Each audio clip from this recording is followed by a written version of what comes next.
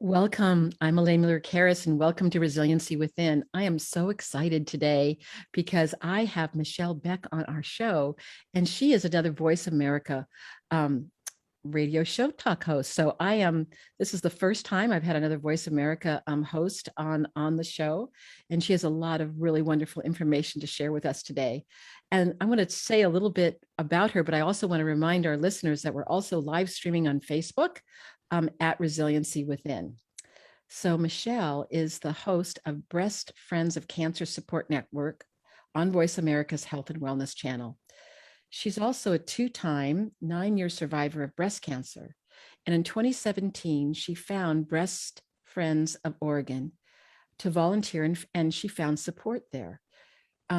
Her second journey with breast cancer led her to a new career path as a breast cancer advocate. And we're definitely going to want to hear more about your advocacy work, Michelle.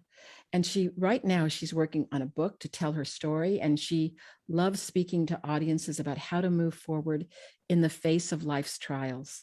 Michelle will share lessons learned from her cancer journey, including how she cultivated resiliency and found a new career. Michelle has shared with me that nothing about her cancer journey is off limits if it will help others. So we're going to talk and do a deep dive in her journey and also how to help yourself. You are also facing cancer, but also if you're a family member, how might you help the people that you love, your friends or family members who may be going through chemotherapy or experiencing some trials themselves. So I know that your goal is to finish the book. I also know you have a dog and you have a son and you have a husband.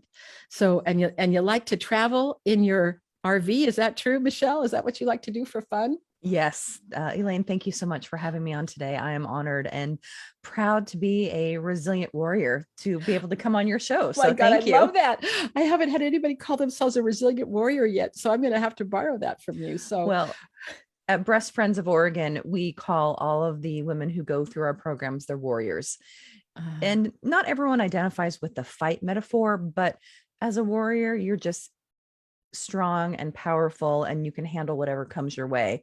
And so that's kind of how we look at it. So I'll take the resiliency warrior. Yeah, I love that you've added the definition because I think being a warrior also is that you have that strength within you, that whatever comes your way, that you have the tools maybe within yourself and with the people that you love and that care about you to kind of go forward. So as we're starting right now, is there anything on your mind, Michelle? Wow, I will tell you, Elaine, today is a little bit of a cluster for me, as crazy as that sounds. So I have a 10-year-old son and he started school a few weeks ago and he is not feeling great. And he's been having stomach aches and sore throat. And I think he's having a lot of anxiety and going back to school. Yeah. One of his best friends, unfortunately, came down with COVID a couple of weeks ago. And we had a very mild, we weren't really exposed. We were masked and distanced, but I think he's very concerned about that. So he's been staying home from school the past few days. So my mind is really on him and figuring out the best way I can to help him. We did a rapid test on Friday and he was negative, and we're doing another one this afternoon just to make sure. But I want his anxiety to be quelled and to be more comfortable because, school is so thankful that it's in person right now. So I just want to keep that train going.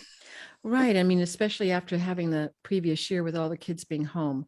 Yeah. But anyway, thank you for sharing with us about your son. What's your son's name, Michelle? His name's Jackson, and he's fine. He's got a bit of a cold, and I think just the runny nose makes the sore throat, and just getting back to being out with people, there's germs, and I'm not concerned at all that he has anything, but can't wait for that. And I am sure that you're not alone, that there are many parents all over the country that when their kid gets a sniffle, they're wondering, is this a cold? Is this COVID? And I mean, I think it's a natural concern. And I think that sometimes we don't think enough about how kids are taking all this, right? And so the fact that you're with him and being present, and I really appreciate that you took time to come on the show and be with us, being that he's home there. Well, thank you. One thing that I really want to show him is that my husband also works full time, but he works from home. But I also want to show him that I'm not just his mom, and that I can also be a good mom and have a successful career, because it's not just my job to be at home with him. And he's taken care of and he's good. He's Well, downstairs that's good. watching a movie, so he's Oh, all good. okay, then he's good. Well, He's but I with the think, dogs. Yeah. but I think you bring up something as we're starting to, is that, in the macro system of life right now, we're having COVID. COVID is all over the place. And then there are folks that also have gotten a cancer diagnosis on top of that. Oh, yeah. And so, I mean, talk about a double whammy. That's a difficult thing to have to go through. So I'm going to ask you the next question, which is that if you can share with our listeners, what or who helped you along your journey? What were kind of the things that really were your things that you could hold on to? Number one, I have an amazing husband and family. So a huge support system there. I never wanted for companionship or someone to listen or to make food or take care of things around the house.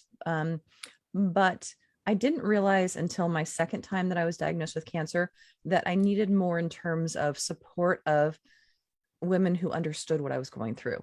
And that's when I found Breast Friends in 2017. I wanted to volunteer, and then it became an amazing place for me to go to get my soul filled, to know that I was not the only one. Yeah. And I now have a sisterhood of women who know what I've been through. Yeah. And I think we can't underestimate that peer-to-peer support, right? That no one really knows unless you've gone through it, what it's like to go through it. And even though as a family member, we can empathize, sometimes it's not quite enough, even though it can be so nurturing to have those supportive family members. So I'm so fortunate that I found this organization. And one woman in particular, she is my silver lining of cancer. Her name is Yvonne. And we just became the other person. Like, we joke all the time that we share a brain cell. And so she and I got to work together for 4 years at Breast Friends. She just retired earlier this year, but she is the yang to my yin. And I know it's yin, but it's a whole joke. She thought it was yin. And so I will forever be yin to her yang. She bought me a yin and yang pillow for my birthday. And but we have made a connection that will be with us for the rest of our lives. Yeah. So I always call those soul friends. You don't know when you're going to encounter one of those kinds of soul friends, and as you're talking about Yvonne, I just can't not talk about my best friend, Pam Page, who died in 2009. And we just loved each other so much. She had a bunch of best friend gals that, surrounded her and loved during her life, and also during the living with her dying. And I was thinking about her today as I told you a little bit about her, but we had always made this pact when our kids were little that we said, well, if one of us goes before the other, we'll make sure we take care of the other's children. And so her daughter is in her 30s, my daughter's in her 30s, and I very much have taken hold of that. So there's something about those friends. We don't know when they come into our life that we hold on to them, and we feel blessed that they came in. So I guess I'm going to dedicate this show in her memory. I love that. As we start this, Michelle, we didn't talk about that, but I'm kind of feeling a little bit of those kind of sweet tears of memory about her in my eyes as we get started. So I think that's an amazing friendship that will still fill your soul, because you know how important it was to you, even though she's not here, and you have her children there, that you can still use that as part of her memory, which is amazing. Yes. And her grandchildren now too, that, I'm kind of their honorary grandma. So can we kind of segue into, we talked about some questions. And so can you share with us your cancer journey? That might be a good way for us to. Sure. Let's get into the cancer. What happened to you? Yes. The damn cancer. So I grew up with cancer. My paternal grandmother had breast cancer, and it's what finally took her life, metastatic breast cancer, 13 years ago. She went through it 3 times, and as it was metastatic at the end. And I guess I was always kind of a fatalist. I was like, oh, it's in the back of my head. I just always had that inkling. And I was I had the pink ribbon keychains and all the things. So when I went in 2012 for my yearly mammogram, I was devastated, but not surprised when I got my diagnosis. I see. Not that you ever really want to wish something bad that's going to happen to you, but it was I just kind of had that inkling. And I was very lucky. It was caught very early on a mammogram, stage 1A. ERPR positive, HER2 negative, which you won't know what that is, but to the cancer community, they say it's one of the best types of breast cancer to have because it's the most easily treatable. They don't really use the word curable, but they say treatable. And I went through, I had a lumpectomy and radiation, and then I was on the standard of care medication, tamoxifen, for 4 years, which is what they give to premenopausal women who have had breast cancer. At the time, I was 41, I think. It's all a blur. I don't know. And They all start running together after they a do while. after a certain period. It's like I was so many years. I don't know. And then life kind of moved on. It was a fairly easy cancer journey. And I hate saying that, but it really was. And then I had moved on with my life. Everything was good. 4 years later, I had a regular mammogram again, and I had a new primary occurrence in my other breast. Well, same pathology, a little bit faster growing, but otherwise it was pretty much identical. And at that point, I was like, okay, they have to go. I don't need my breasts anymore. And so I chose to have a bilateral mastectomy with reconstruction, which is a process in itself. And since I had been radiated on my left side, I had to have something called the latissimus back flap to have reconstruction.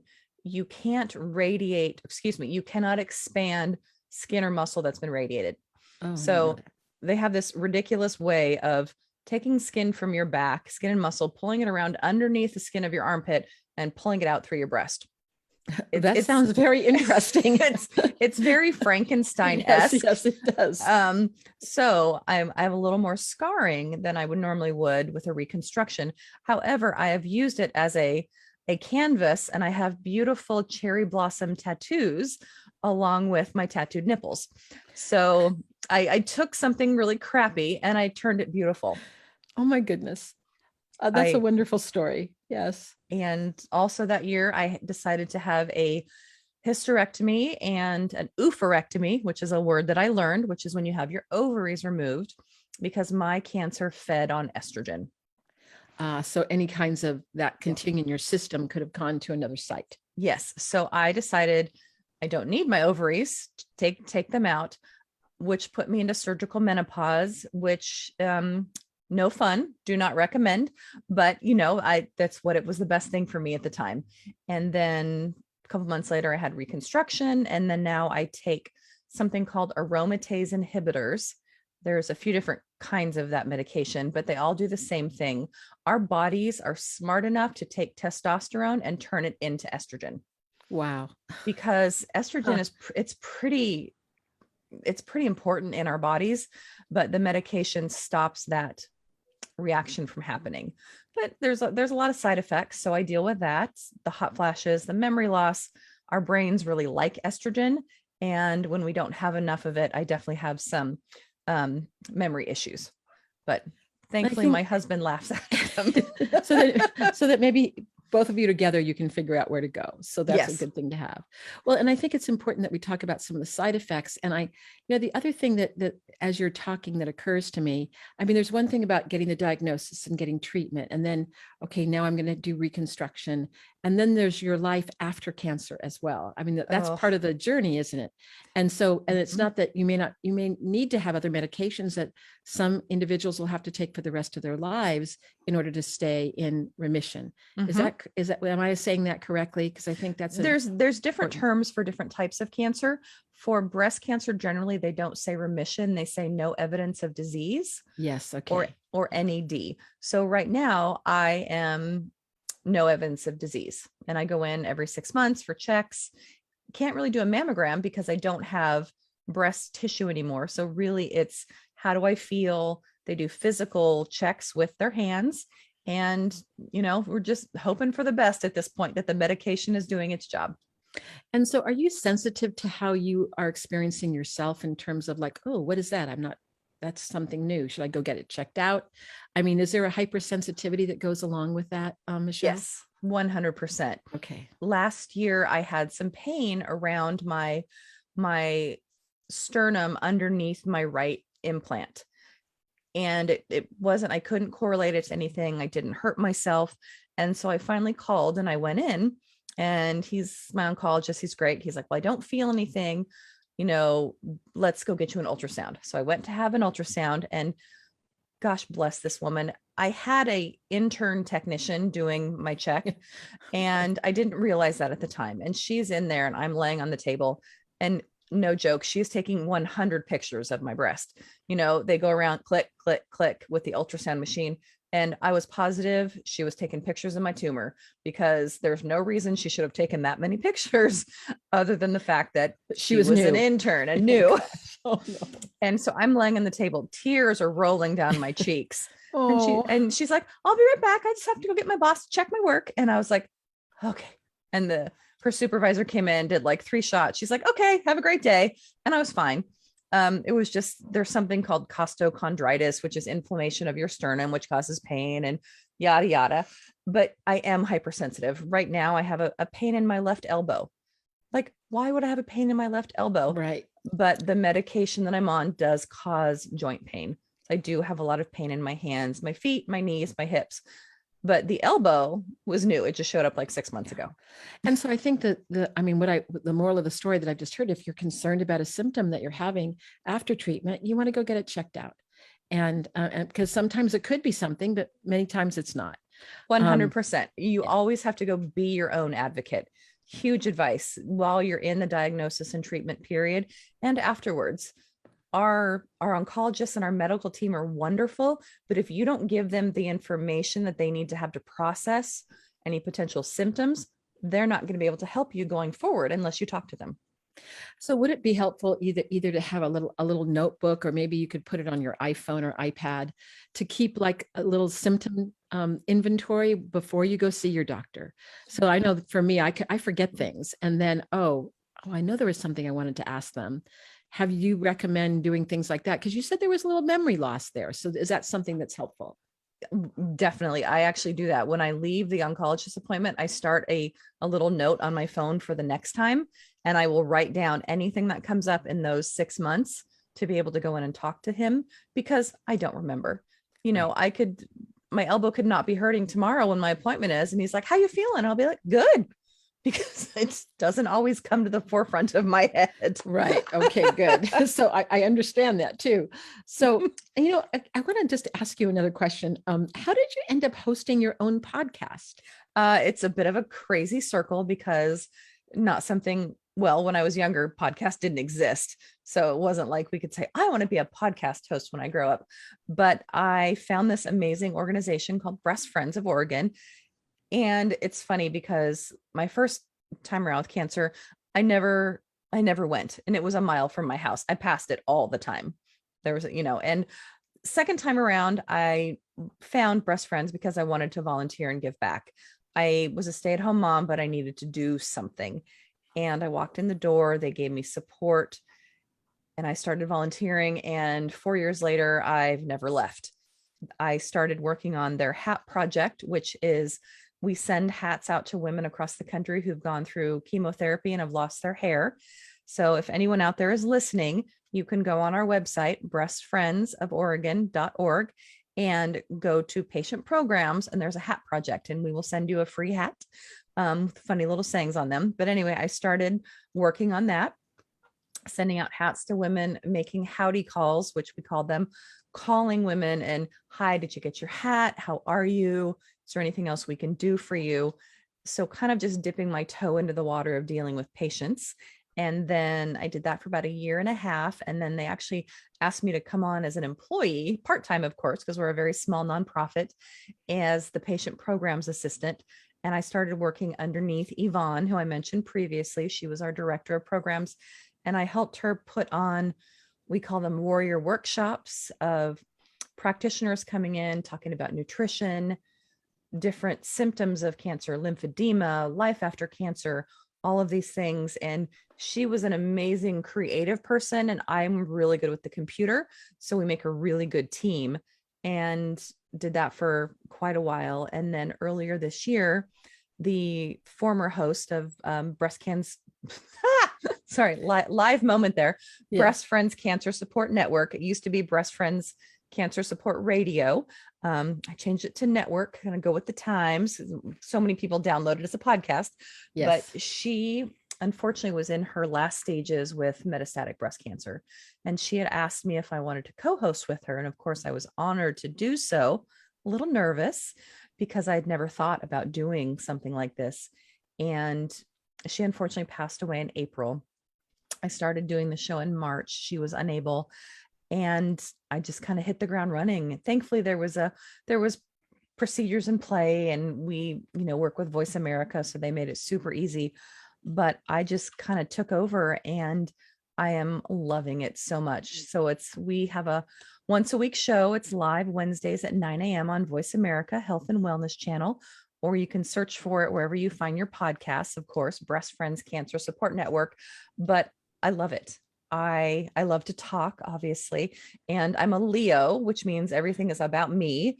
And I am an oversharer. So I figure if anything that I can talk about with my guests on our platform, if it helps one person or 10 people, for them to realize they're not the only ones and they're not alone. And oh my gosh, I've experienced the symptom, or I want to try that, that type of therapy. If it can help anyone, I will talk all day long. Well, and I love what you just said about you are not alone, because I mean, I think that when we are facing a life-threatening condition, it can feel very lonely at times. So to have someone there by your side who kind of knows the experience of it must be very hopeful for people too, to kind of link arms and saying, okay, I can help you do this too. We can do it together. I hope so. We live in such a virtual world right now, especially 18 months into COVID and quarantine and all of those things, that we're not able to connect as much in person. And the world has tuned in to podcasts, Yes. which I joined into a podcast like help show the other day, because I'm like, well, what if they're talking about things that I don't know? And the number of podcasts out there, I think, was 2 million. Yeah, there's a lot of us out That there. seems really low, but there's anyway, a lot. Well, but there is, and it's the new way to communicate. So if I can get this message across by a podcast, 100% all for it. Well, and that kind of gets me to my next question about you being a breast cancer advocate. Can you talk about some words of wisdom for family members and friends to help those going through cancer? And, we were talking kind of in preparation. You have a lot of knowledge about breast cancer, but this question really is about anyone who's facing a cancer. When we as family members kind of don't know what to say, we don't know what to do, we don't want to be too intrusive, and yet we want to just kind of if you're a talker, you want to talk all the time, and the person's going, stop, too much. So give us some good Michelle wisdom about this for us all out there. Wow. Words of wisdom for someone who has been diagnosed with cancer. What you need to say: you are not alone. I am here for you.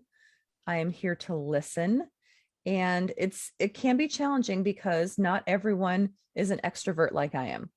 For me, I'm an open book. I want to tell people about what I've been through because it helps my soul. But not everyone is a sharer. Not everyone wants to talk all the time about, oh my gosh, I had to go through chemo today and it was so awful, and and I feel like crap, and I'm afraid, and all these things. So for those families and caregivers out there, it's really just being there, being a listener. And sometimes, especially for those who don't really want to talk about it, it's listening to the things they don't say.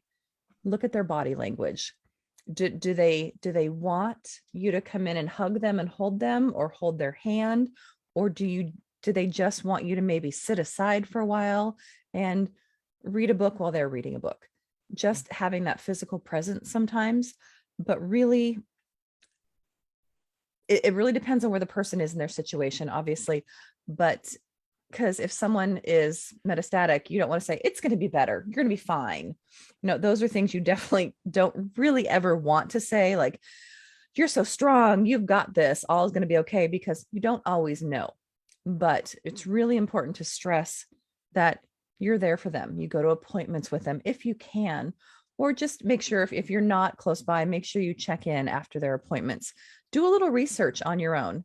If it's, something that is an obscure cancer, look it up, figure out what the diagnosis is. So the patient doesn't have to tell you, oh, I've got MDS and, this is what's going to have to happen, because it's important for the family members as much to be informed as the patient, and the patient is exhausted. Well, and I think as you're talking too, with COVID, it has posed additional challenges. People who are going through treatment may already be immune compromised, so there already may be a distance that you may have to keep from people. But I think with COVID, that even accentuates it, because a COVID, getting COVID could actually cause that person to lose their life. So I think that adds to it. And so, one of the things I've noticed too, that people can text, and we text a lot these days. Mm-hmm. And sometimes I think, especially when we're thinking about people that may prefer introversion, that it may be more even texting than talking in person. So, we have different ways of communicating, right? I think that's an important thing to remember. A lot of times it's actually easier to text than to say something in person, because you have a little bit of distance. And especially for a patient who might be scared or super emotional, but you can send someone a text just saying, I love you, I'm here for you. And that's all they need. Yeah. So, so I want to let our listeners know, Michelle, we're close to our break time. I told you we were going to start talking so much it would go by so fast. We are going to come back, and when Michelle is going to give us some more information, I'm really interested. You're going to tell us the best things to say or not to say to somebody going through treatment. And I think that's also another component. There's one thing about getting diagnosed, and then there's another thing. Okay, we have a diagnosis. We're I guess a warrior, in your words. We're gonna start treatment. And what do we say, knowing that when people go through treatment, there's a whole variety of different side effects that can happen. Mm-hmm. So stay tuned. Michelle Beck will be back with us after our break. All right, perfect. Good job. All clear. Back in a couple. Thanks, Matt. Thanks, Matt. I know we could talk for hours. I know, Michelle. It's like I said, we're both pretty good talkers, but thank you so much. I think you're really informing us so much about, just the journey. And thank you so much for sharing your journey. And I love, the story about the hats. That's fabulous. So I'm just wondering, because I know that, of course, breast cancer primarily impacts women, but I know there are some men that get breast cancer as well. Mm-hmm. So are there any I guess would be sister organizations that serve men that also make hats for men? I'm just curious if there's anybody that does that. I don't know if anyone is out there making hats for men, but I did do a little bit of research myself. So statistically, 1 in 8 women will get diagnosed with breast cancer. The rates for men are 1 in 833. Oh my gosh. Women are a huge 100 times more likely to get breast cancer than men, for a multitude of reasons. So there are not as many support organizations out there, but I did find a couple.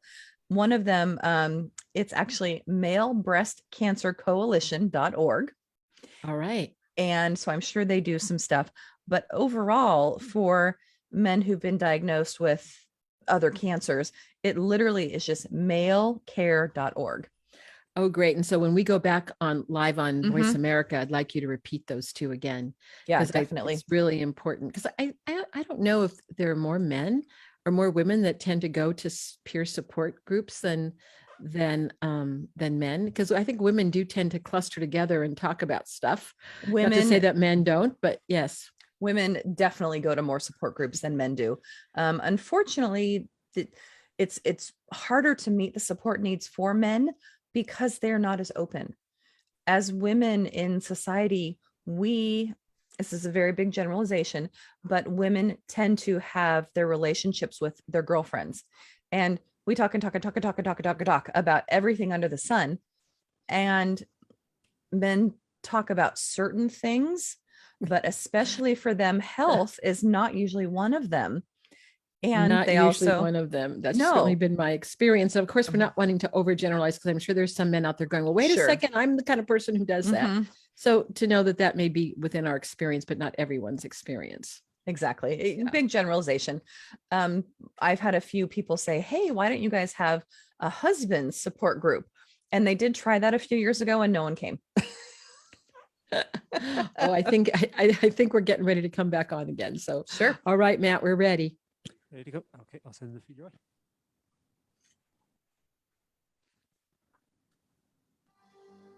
Your life, your health, your network. You're listening to Voice America Health and Wellness.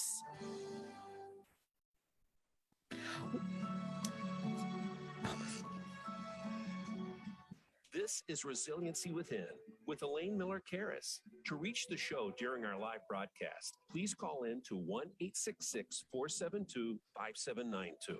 That's 1-866-472-5792.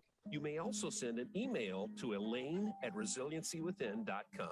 Now, back to this week's show. Welcome back. I'm here with Michelle Beck. She is an incredible advocate for individuals who have experienced breast cancer, but she's also become very informed about how to help people with other kinds of cancers as well. And she's going to give us some more information right now about what are the best things to say and not to say to somebody going through treatment for cancer.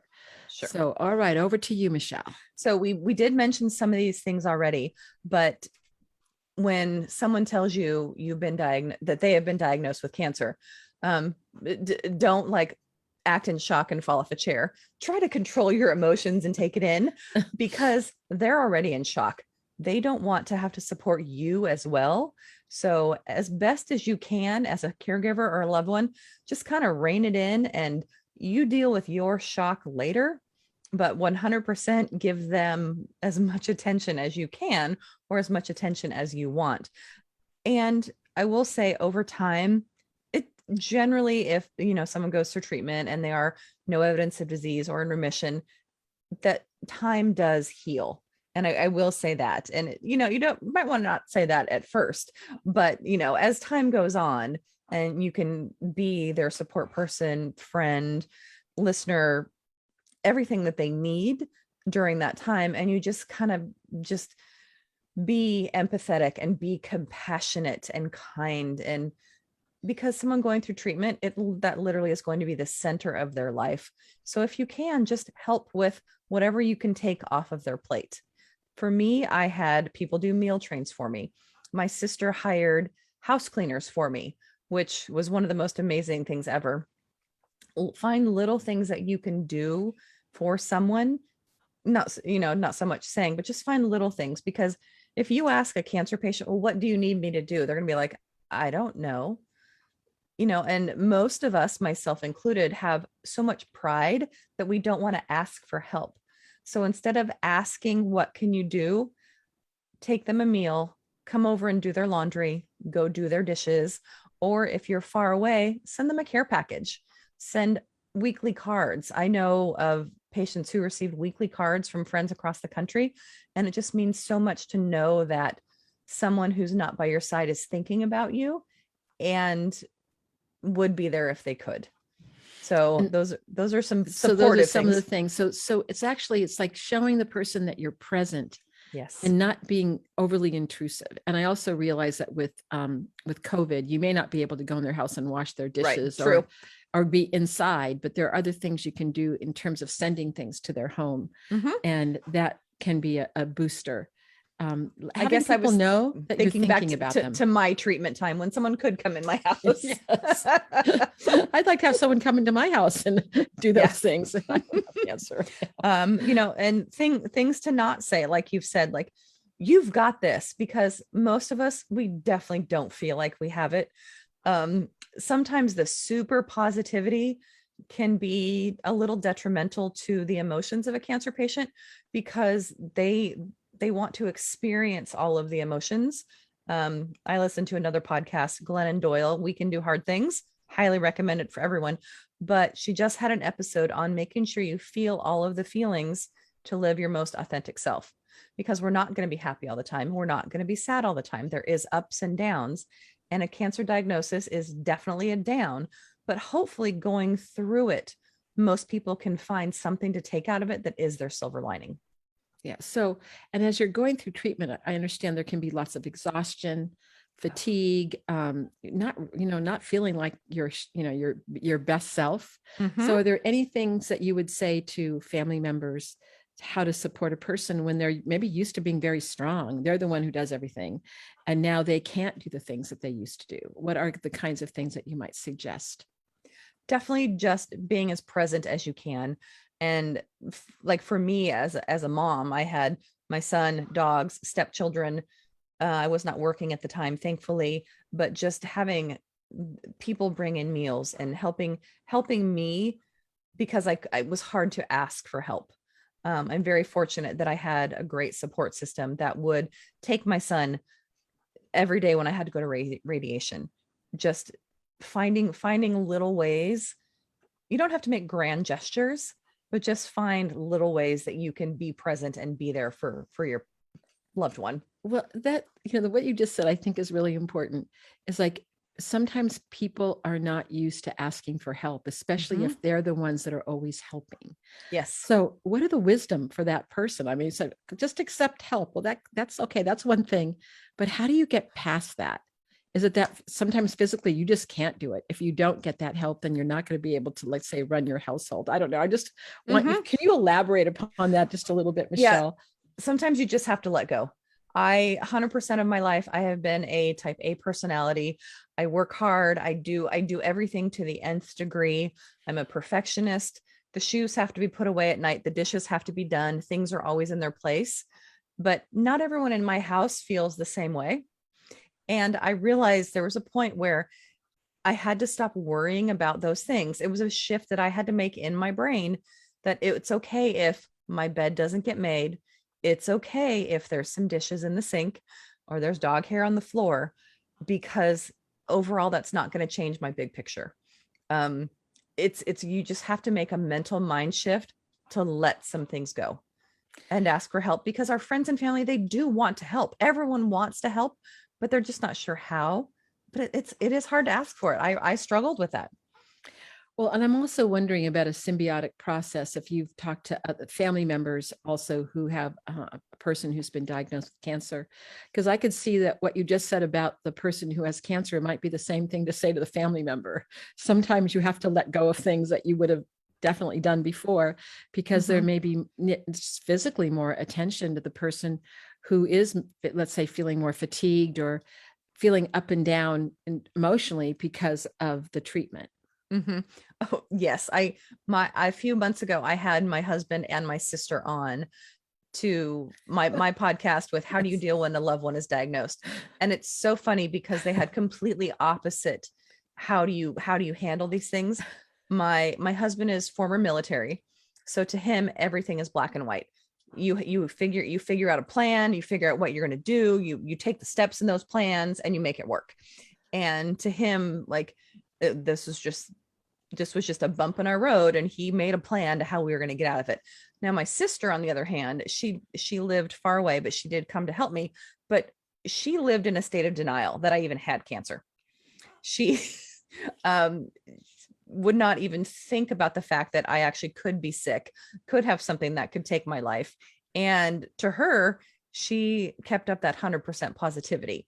So, and it was fine because I knew her personality, and I'm older than her by about 13 years, and I helped raise her. So in her mind, there was no way she could lose me. So she just powered through and came in and did all the things that I couldn't do, because one thing a family or friend can do is look around and see what's not being done now that had been done in the past. And if that's something you can help with, run with it. Well, so I want to ask you something about the positivity. So, you said you just let go because you knew your little sister and how she was. But let's say you do have a friend or a family member that is coming at you with just like, syrupy stuff that you're just about ready to strangle them. Is there any little tips that you've learned about what to say? I mean, do you need to educate them a little bit? Like, I know you love me, but when you say these things to me, it makes me feel like you're not really listening to my journey. I'm not sure what exactly that is say. Maybe that's one of them, but that is about one else? of the most perfect things to say. I love you.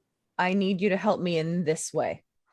You don't have to say like, stop doing this, because it's, kind of how they teach us to communicate. Like, I feel, not you're doing, is one of those things. Yes, of course. I love you. I can feel your support. How about you do this instead of that, or something, something to that effect. So actually, this idea about being an advocate for yourself is also sometimes having to speak up if someone is, whatever way that they may be presenting to you, whether they're overly positive or going, what happened to you? Here we've been talking every day of our lives and I haven't heard from you for a week. So I think sometimes people don't know what to say. So they don't say anything. And then that might make the person feel a little bit lost. I mean, does that happen? And what are some thoughts about that? That definitely happens. Cancer changes relationships, hands down. It can strengthen them, or it can, kind of make them fall apart a little bit. I myself had a wonderful friend, and she didn't deal well with cancer. And we just kind of drifted apart and I love her. She loves me. She just didn't know what to say. And she didn't like to think that I had cancer. So we just kind of backed apart from each other and you know what? It's okay. I don't blame her. We're still friends, but not everyone is going to know what to say, because and especially being younger, cancer does happen more often as we get older. She just didn't know what to say. And she was also afraid that something was going to happen to me. It does change relationships. But then I have had other friends who showed up out of the blue with a cozy sweater that I had on this morning from a girlfriend that was like a preschool mom friend, and we became wonderful friends. Just it affects relationships differently, and it's not always going to be good, but you just take the good and move forward. Well, so it almost sounds like it's keeping an open mind, is that unexpected things happen. So people that you might think may be supportive, maybe will not. And other people who you didn't even think would show up with whether it's a meal or with a sweater. Oh my goodness. I didn't, that's a new connection. Yeah. Cancer will definitely surprise you in so many ways. So it's just one of the ways it can surprise you. Okay. So this is another one of the questions that we talked about. What is the best way to educate yourself as a friend or caregiver to help your loved ones through the various treatments that they may go through? I know you mentioned going through some sites and learning about maybe the cancer that they have and the treatments. So are there things on top of that, the other things? Definitely. Well, if you are a family member and you do have the option to go to appointments with them, go. Because the cancer patient is going to forget 90% of what they've heard at that appointment, because our brain is literally just sitting there, and it's like the doctor is a parent on Charlie Brown going wah, wah, wah. And so the family member or friend who is with them can literally pay attention and learn. But Google it, ask questions, go to places like the American Cancer Society or cancer.org. Check out books, look for podcasts. There's a ton of information out there, because you don't want to have to bombard the patient with questions, because they have their own questions. But I think what you said, but go to the right website, because I know there's so much when you Google them, but you mentioned a couple. Can you repeat those again? So I really want to get our listeners to know which sites to go to. Definitely. To get correct information. The American Cancer Society and cancer.org. Those are both great places that you can go and look for accurate information. One of the things that Elaine and I briefly talked about over break that I want to throw out there as well. Quick statistics in terms of breast cancer. It affects 1 in 8 women, but it affects 1 in 833 men during the course of their lifetime. So women are 100 times more likely to get breast cancer, but men do still get breast cancer. And there are resources out there. One of them is malebreastcancercoalition.org. I know that's a mouthful. So malebreastcancercoalition.org. But unfortunately, cancer overall is more common in men, not by much, but a little bit. And the most common types of cancer are breast cancer for women, but then prostate cancer for men is the most prominent cancer in men. But there is a website generally for men, which is called malecare.org. Malecare.org, because we really want also our listeners, our male listeners, to know that there are supports And I didn't ask you this before, but I should have, is that how about people that don't necessarily identify as male or female? Are there, gay, lesbian, LGBTQ support networks for cancer survivors as well? There are. I don't have any of the names off the top of my head, but we have Breast Friends has an online Rainbow Warrior support group, which does help those in the LGBTQ plus community. I think that's correct. Yes, AI, and it keeps growing. LGBTQ AI plus. I think that's what it is. So there are resources out there, and Google it. There are Facebook groups out there. So search on Google, search on Facebook. There are resources out there. It's just taking the first step to find them. So the other thing that I wanted to make sure, oh my goodness, I knew our time was going to slip away. We had about 10 minutes left, and I want to make sure, because I know there's other issues that, we're talking about cancer treatment. We're talking about, there was a life that you had before the diagnosis of cancer. And one of them that we discussed when we were preparing for the show was sex. Mm-hmm. And so, well, what if you want to have a sexual relationship with your partner? Is that still possible? And I imagine if you're really experiencing some severe physical symptoms, you may not feel that sexual, but I'm just throwing the questions out because I know you had shows on this before, Michelle. So what do you have to say about that? Yes. So listeners out there, if you are interested and want a whole hour about this, go look for my podcast. I believe it was August 11th, Sex and Intimacy After Cancer. But yes, of course, you can still have a intimate relationship with a partner or whoever you want. So not everyone is partnered up, but everyone still gets to have, that joy of intimacy, but it will take some mind shift changes because your body has changed. For many women personally, who've gone through breast cancer or surgical menopause, different things like that, especially if you have changes in your hormone levels in your body, it can be very challenging to have regular intercourse because we're getting technical here.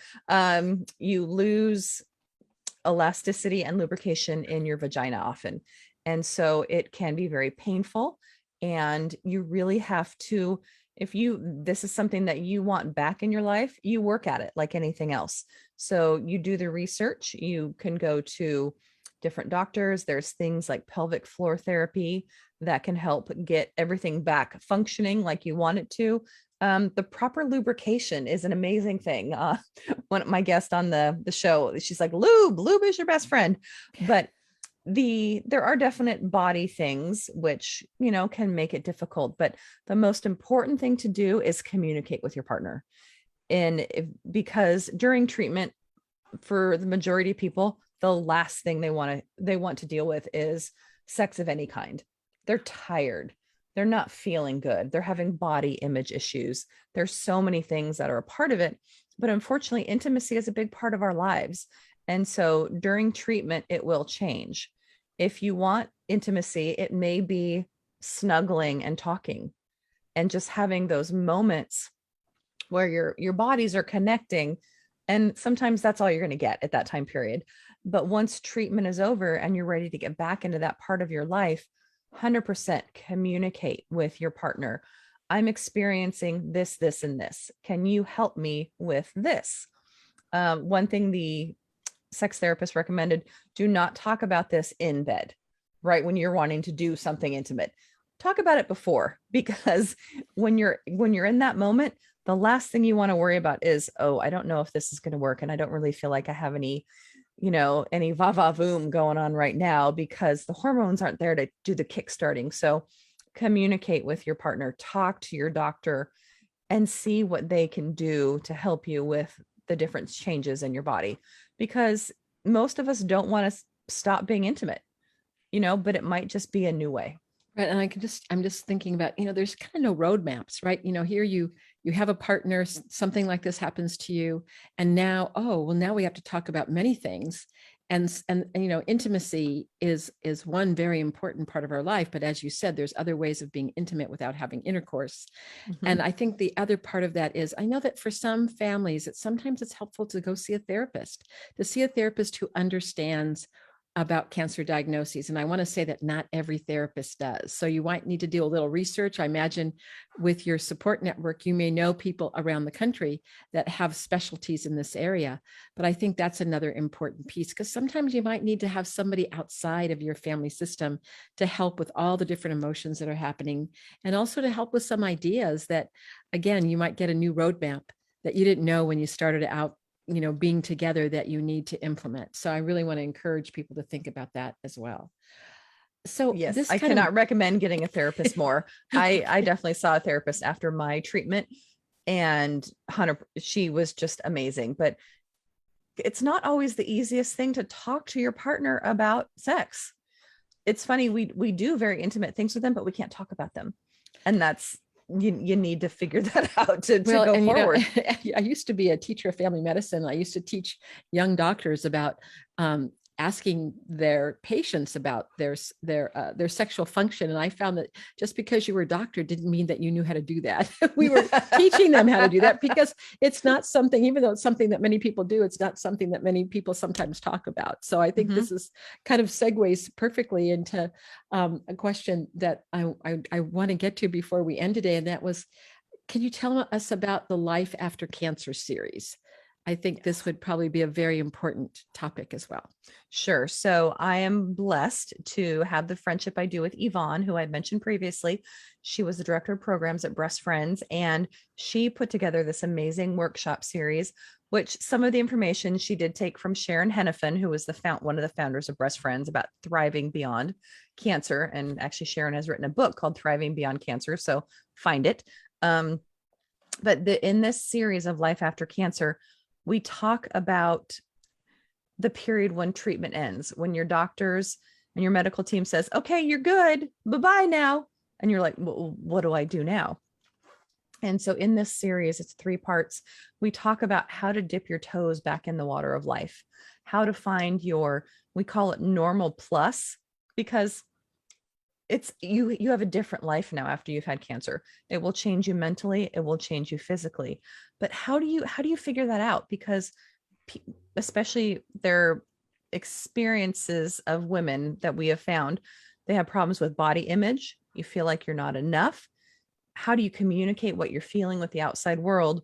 And then fear of reoccurrence. And so in this Life After Cancer series, we talk about the wheel of different things in your life and the different spokes on the wheel. Some of them, it ranges from physicality, profession, social life, spirituality, sex, your family, all these different things. Which ones of these spokes are a little shaky? Which needs work? And then you assess your values in life. What are the most important things to you?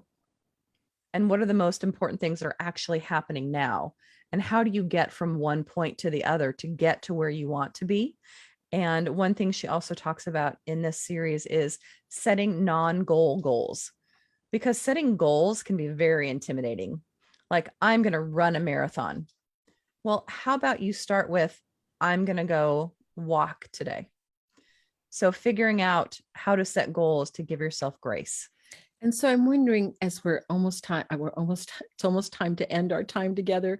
And I'm going to definitely have you come back, because I really do want to talk about, end of life issues too. And I think you have so much wisdom to share with us. But what is a parting thought that you want to leave everyone today, in a sentence or so? Oh my, that's a hard one. That's a big question. Really, just the fact that find the positive things that cancer can bring into your life, because most of it is sucky, and you really have to do the work, because it can bring some beautiful things into your life. And there may be people listening that says, I want to contact that person in the future. So can you tell us, what is the best way to contact you, Michelle, if people want to send a message to you or want to get in touch with you? Sure. Well, you can listen to my podcast on Voice America or wherever you get your podcasts, Breast Friends Cancer Support Network. If you'd like to email me, my email is michellebeck@breastfriends.org, or go to our website, Breast Friends. maybe it is just breastfriends.org. I'm having a cancer moment. But I write also at a blog called I Never Liked Pink. You can follow me on Instagram at I Never Liked Pink. So there's lots of ways to find me, but I would love to hear from anybody out there who has questions. Well, and Michelle, I want to thank you from my deepest heart and soul for you to come on today. Also taking in light Jackson's not feeling so well, and thank you so much for sharing your wisdom. I hope that our listeners, I know that they have gotten so much from you that may be dealing with cancer in their life. And I also want to just say to our listeners, so remember what's true in your life. If anything, she is truly a resiliency warrior. I mean, when I hear all the things that Michelle has done and is doing in her life as really a result of the trial that entered your life when you had breast cancer, you are an amazing healer. And I know that many of our listeners can do the same thing, because sometimes it just starts with that one person that remembers what else is true in life. Besides the trial that we're dealing with, to lean into that, but then lean into the rest. So thank you, everyone. This is Elaine Miller-Karras from Resiliency Within, signing off for today. See you next week. All right, really great show. All clear. Thank you so much, Thanks, Matt, as Matt. always. And Michelle, we're still on Facebook Live. So if there's anything more you want to say to our Facebook listeners, please do. Thanks everybody for joining in today. And, obviously, if there's anything I can do to help, you can find me at all those various places. And on Facebook, I am also at I Never Liked Pink. So I love that, by the way. I never liked pink. Well, it's funny because I have actually taken it and turned it completely around. Half of my life now revolves around pink. You should see my desk.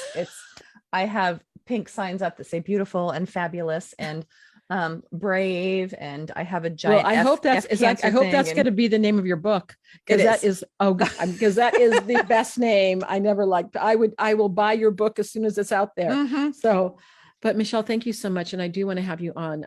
Let's wait a few months. We'll have you come back again, definitely, and we'll do part 2. And thank you again so much. And I'm going to say goodbye to our Facebook listeners right now.